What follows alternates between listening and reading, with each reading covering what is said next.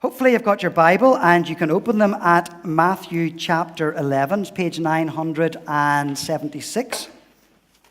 And as I've got that passage, I don't have my clicker thing with me this morning, but if we want to go up to the first slide, which is going to ask that question is, what is your biggest disappointment in life? That one thing that really stands out for you.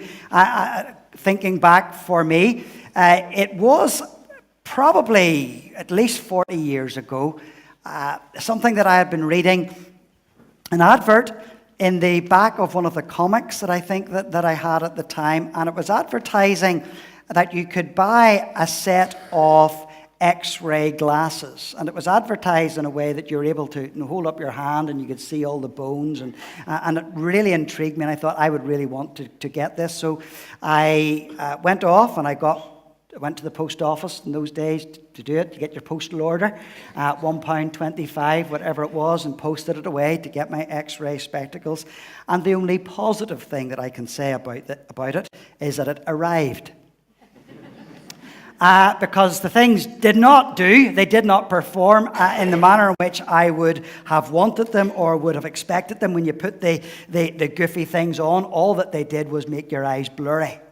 So that when you looked at your hand, when you looked at your arm, it sort of gave it the sense that it had an aura around it, and then sort of pretend that you were able to see inside your arm and see your bones. Certainly not the sort of thing that £1.25 deserved to buy.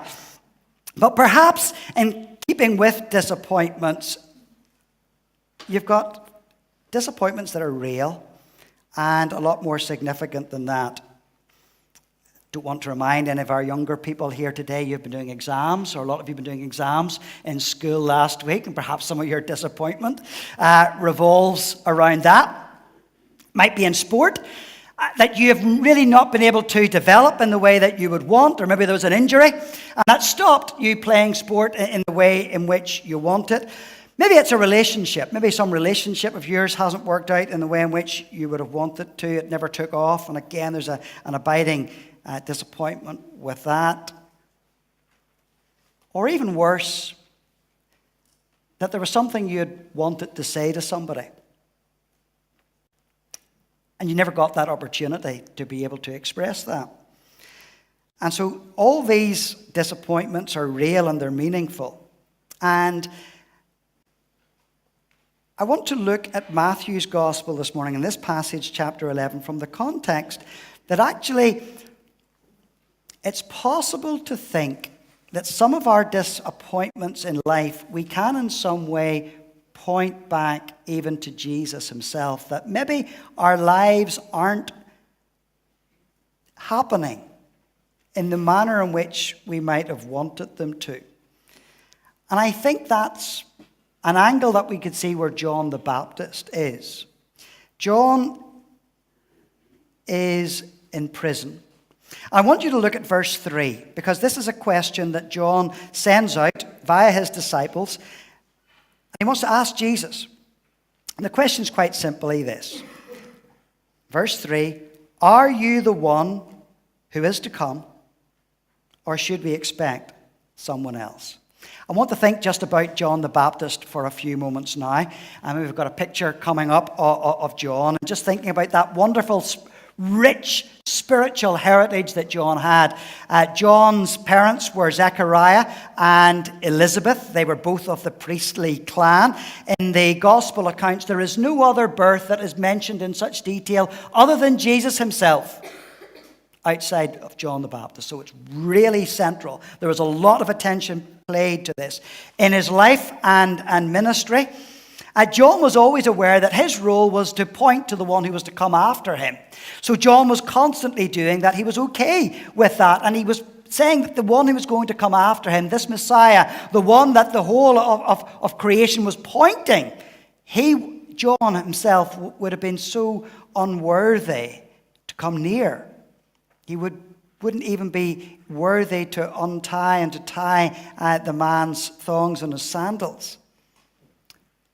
John was aware when he saw some of his own disciples start to follow Jesus and become Jesus' disciples. Again, John was okay with that. And what John said is that I need to become less, and he needs to become more.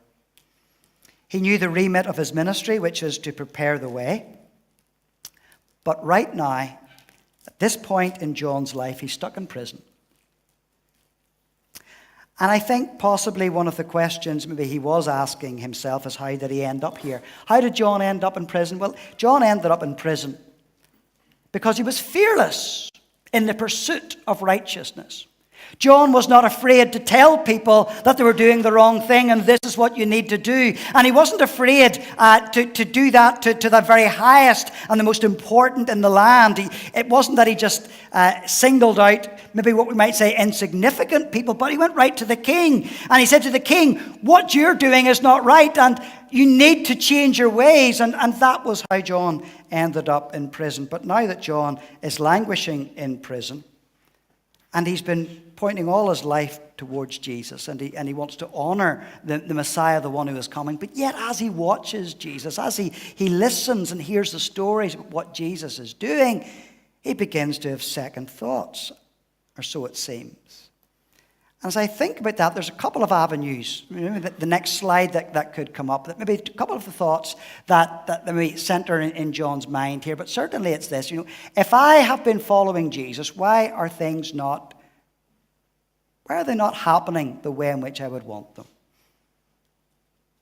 And so I think he's disappointed. Things haven't happened. Why am I stuck in prison? If I've been here telling people about God and God is the supreme person and people need to get themselves right with God and that Jesus is the one who's going to do that, why has this happened to me? Why am I now on death row? And I think for me this is maybe another reason for reminding me that this book that we're reading today, this book, it's at least 2,000 years old. The stories in it, the people that we read about, 2,000 years and older. And yet it shows me that people haven't changed a bit, because how John thinks about things is how we think about things. We are charged emotionally exactly the same way. Perhaps our lifestyles are more elaborate, there's more things that fill our days, but fundamentally we think as people have always been thinking. And if John was someone who could be disappointed with Jesus, then I'm sure at times in our own situation, our own circumstances, that when things don't turn out the way we might prefer them and might hope them to have turned out, we begin to wonder, what's the point in following Jesus? Because this hasn't worked out. Again, it could be something as insignificant as an exam, or your career hasn't taken those turns that you would want them to. Perhaps it's the perfect marriage partner hasn't turned out. Maybe it's a sense of healing. Maybe it's some financial success that you haven't got. And so there's something here, and you ask Jesus, what's the point of this? If you're real, this shouldn't be happening. And that's one side. And I think another side to what John was thinking in this prison, as he heard the stories about what Jesus was doing, is that there's a sense of John being offended, disappointed in Jesus. John was straight. Very straight. John didn't do parties. And yet when John heard about Jesus, Jesus went to the houses of sinners. Jesus ate with these people. He went to parties in these people's homes. And John just couldn't get his head around that. And I think that's why John then sends his disciples to ask Jesus the question, are you the one? Because from my perspective, I can't see that you really are the one. It just doesn't add up. And again, there's even a bit of that in each of us at times, because we can be disappointed in what Jesus offers us when we understand that Jesus maybe is asking us to change in some way, or in some way to be different from other people. And in that sense, there is something in the gospel that bristles. We don't like it. We don't like what we read in the Bible. You see that what Jesus in the Bible is asking in some way seems restrictive. You don't like it, you want to push it away. And yet, of course, that's how we would see the Holy Spirit convicting and challenging you. But look how Jesus answers John. It's in verses 5 and 6.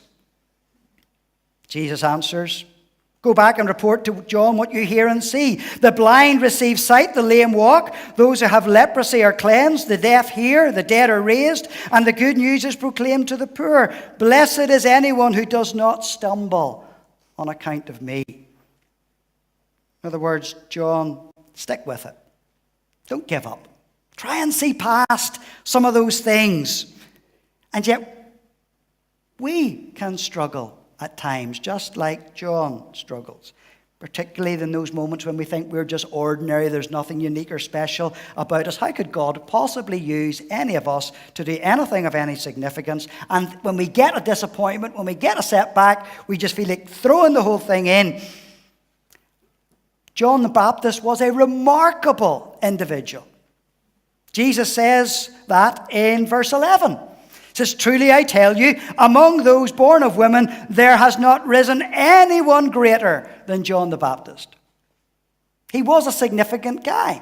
But read on that verse. "Yet whoever is least in the kingdom of heaven is greater than he." That's Jesus referring to you. John was significant, but you will be even greater. And that is a tremendous encouragement. When you feel that you're disappointed and you've got your setbacks and you don't know how you're going to do and you wonder where it's all going to go and why is this happening in the way in which it's happening. And you feel like giving up. Now, we can think like that, and we're the ones who know Jesus, who love Jesus. People outside, they think exactly the same way. Because I'm going to widen this out a little bit now. Because most of this passage and this sort of section in the Gospels, it's Jesus dealing with his enemies. It's Jesus dealing with the scribes, the Pharisees, the experts in the law, all these people who were coming and trying to trip Jesus up, who were looking for an opportunity to point out the fact that Jesus was not real, that Jesus was not true. And no matter what Jesus said to these people, it would not make any difference. And yet again, these people think exactly the same way as the people that you work with, the people that you may live with, because they will say the same things. They will say, "How come there are so many things going wrong in the world?" And if that's the case, going back to what's up on the wall behind me here, that means that God can't be real and that God can't be powerful. Because if God was real, if God was powerful, those things wouldn't happen. That's how people think. Or the other thing about people that you work with and the people who you are dealing with day and daily is that there is something about them that they are likewise offended. They see who Jesus is. They see what Jesus speaks about, and they see what Jesus expects. And again, they are offended by what Jesus speaks, and they're disappointed in who Jesus is because they don't want to give to Jesus what Jesus is asking.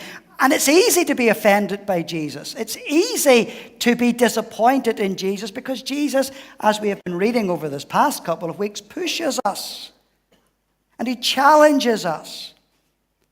And the average man or woman will not accept that. They do not want to hear what Jesus is saying because they do not want their lives to be restricted. And yet, if we are wanting to follow Jesus today, if Jesus has come into our lives, and if Jesus is making a difference, then it will affect our lives. It will affect how you treat other people. It will affect what you do. And you will listen to the scriptures, and you will hear what God is saying, and that your behavior will be impacted. And you can understand then why people don't want any of that. If you want to know the answer to the question, why are so many people today not Christians? This is it.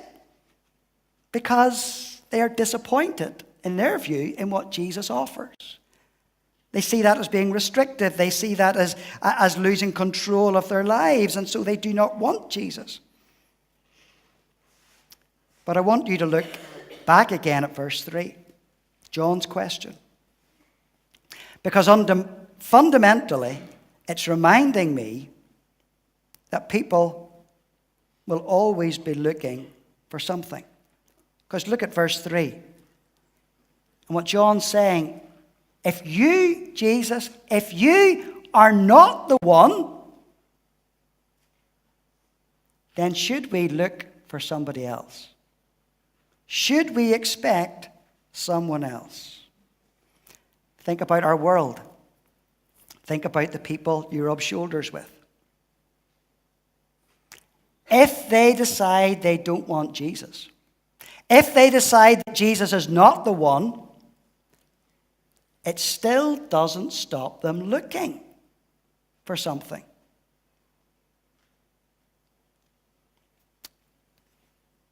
Whatever's been going on in your life, whatever's happening in your life to this point, you are still looking for something. It might be a dream.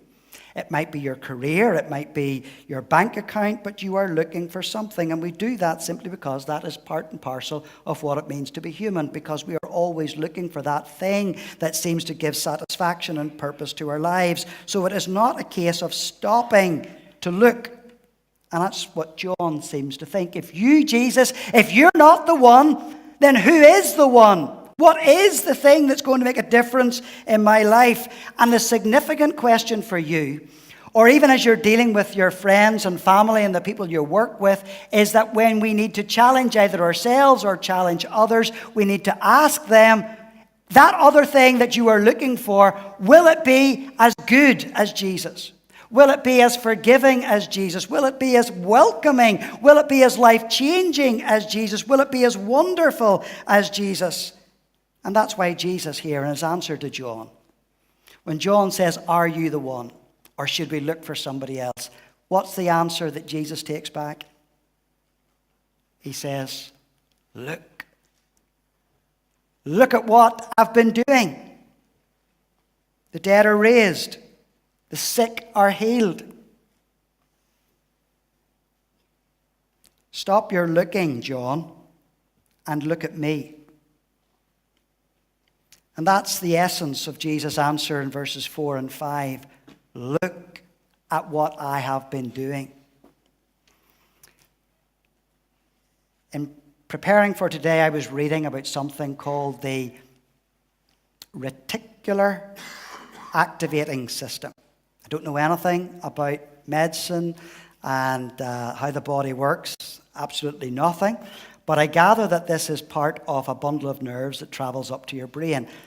Your brain is a wonderful thing that is able to sift through billions of pieces of data each and every day.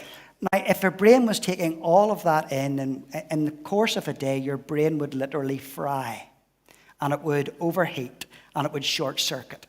So you've got this thing called the reticular activating system, and the purpose of that thing is to sift out the stuff you don't need to bear any notice of, and only focus in on the stuff that's important. So your reticular activating system is constantly protecting you from the millions and billions of stuff that you don't need to remember, and only to see what you need to see. That's why when you first buy a yellow car, suddenly they're everywhere. Beforehand, you didn't see them. And the reason you couldn't see them is because your reticular activating system was blotting them out. It was filtering that stuff out that you don't need to see. But suddenly, when you buy one, when your eyes have been opened in that sense, suddenly you see that they're everywhere. And perhaps the way in which we deal with Jesus is a bit like that as well, because there may have been a time in your life, there was a time in your life, when you had no time at all for Jesus.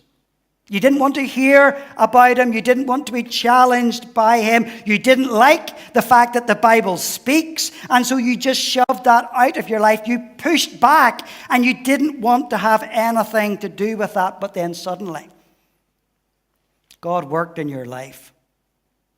And you noticed Jesus. And then suddenly, you see him everywhere. And you see what he's been doing everywhere. And much like the sense that Jesus is saying here, look and see these things. Open your eyes, John, and you'll see that I really am the one. And so for you, when you suddenly see who Jesus is and what he's been doing, you see him in as others, Christians, you see Jesus working in their lives. You see Jesus in his church, and you come to church, you see what Jesus has been doing. You know, Jesus didn't send word back to John when John asked the question. He didn't say to him, John, just think through these things a lot deeper. Jesus said, open your eyes and have a look. And even in our disappointments with Jesus at times, when we feel that, and they're real, and we do wonder why these things happen in the manner in which they do, and we can't see that, what we need to do is, just like Jesus in speaking to John, is stick with me, look beyond those things, and John, look and see the glory of God and what God is doing. And that is what we need to pray for ourselves. That's what we need to pray for your friends and family, people who as yet do not know and love Jesus. And what they need is to see the glory of God. That is what we need to pray for, so that we can see past even our disappointments and see Jesus. Because Jesus is the one. He is the one and only. And maybe to help us maybe just think and reflect through that, I'm going to ask Tom to come. And as Tom gets his guitar, there's a song which is entitled One and Only.